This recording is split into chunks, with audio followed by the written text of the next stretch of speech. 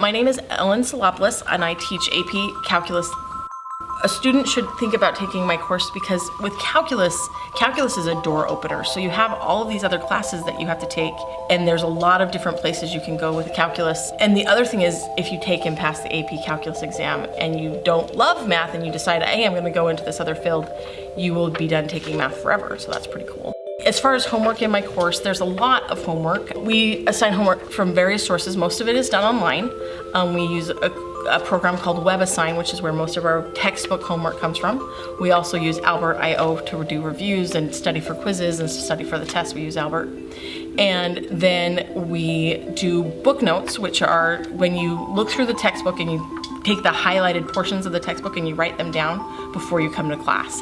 And those we're not expecting you to learn the material, but what happens by taking the book notes early, then when I'm in class and I'm talking really quickly about this formula, you don't have to be trying to write down the new formula. It's already in your notes and you're just adding your thoughts to it instead of trying to get the information.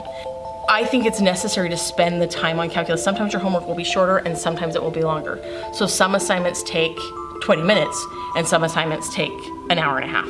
And sometimes, unfortunately, even longer than that. So kind of balance it out. It's not always an hour and it's not always more. It's kind of in the middle. Calculus is probably the hardest math class I ever took in high school. It's not the hardest math class I ever took, but it certainly was a challenge for me in high school. I wasn't ready for what I was getting into. Because I took calculus, I was able to find one, although it challenged me and pushed me in a way I didn't expect, that I had an absolute love of mathematics, not necessarily of calculus, but a love of mathematics that propelled me to become a math teacher.